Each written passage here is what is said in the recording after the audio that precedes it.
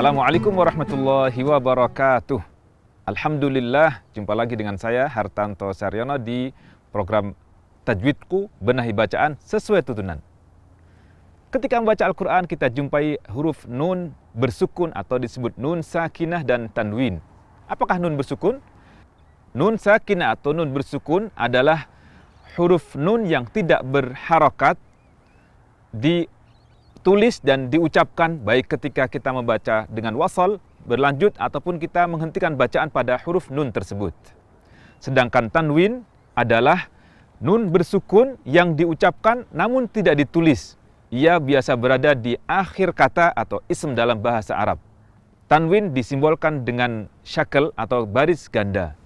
Nun sakinah dan tanwin ini memiliki hukum atau aturan membaca yang berbeda dengan huruf-huruf yang lainnya. Keduanya berubah tergantung huruf apa yang berada di setelah huruf nun bersukun atau tanwin ini. Hukum membacanya terbagi menjadi 4 bagian. Yang pertama izhar, yang kedua idgham, yang ketiga qalb atau iqlab, dan yang keempat ikhfa. Hukum pertama yaitu izhar. Izhar adalah mengucapkan nun bersukun atau tanwin dari tempat keluarnya, yakni dari tempat keluar huruf nun tanpa tambahan kadar gunnah. Namun yang perlu kita ingat bahwa mengucapkan nun bersukun atau nun sakinah dan tanwin ini bukan tanpa gunnah sama sekali.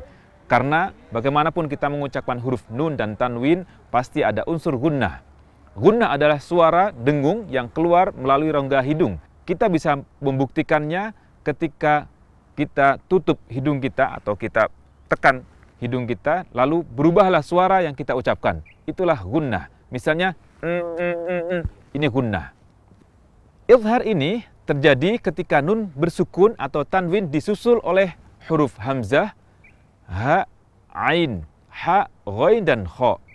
Sehingga ketika nun bersukun ataupun tanwin disusul oleh huruf-huruf yang 6 tadi, atau disebut huruf-huruf tenggorokan, kita ucapkan dengan izhar, dengan jelas tanpa tambahan kadar gunnah. Contoh pengucapan izhar pada huruf hamzah, misalnya nun mati bertemu hamzah di kata man aman.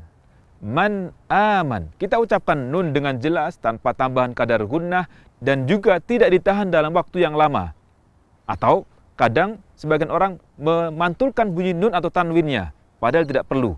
Atau kadang memutus bunyi gunnahnya. Atau kadang memutus bunyi nun mati dan tanwin tersebut.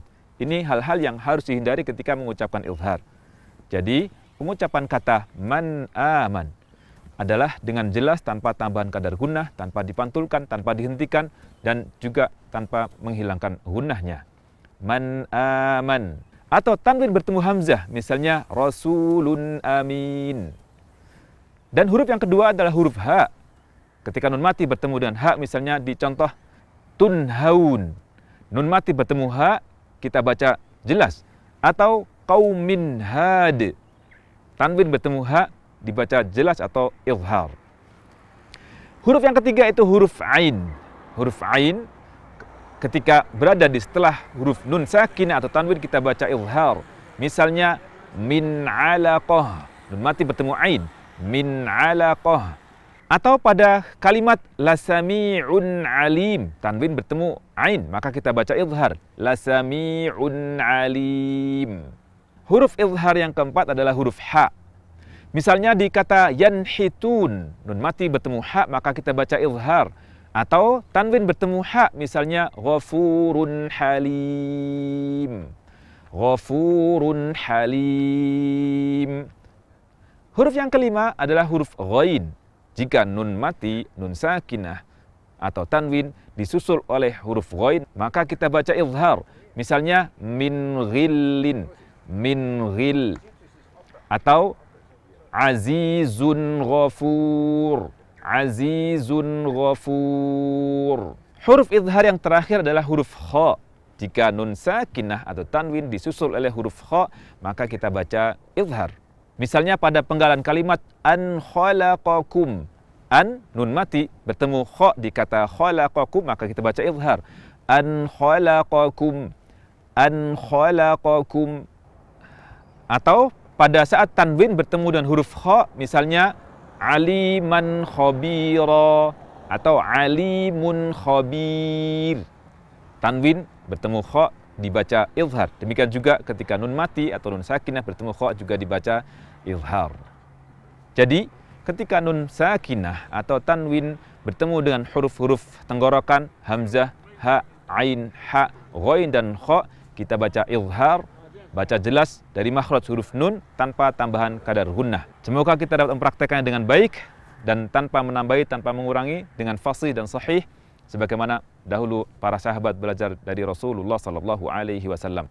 Jumpa lagi insyaallah di program Tajwidku, benahi bacaan sesuai tuntunan episode berikutnya. Wassalamualaikum warahmatullahi wabarakatuh.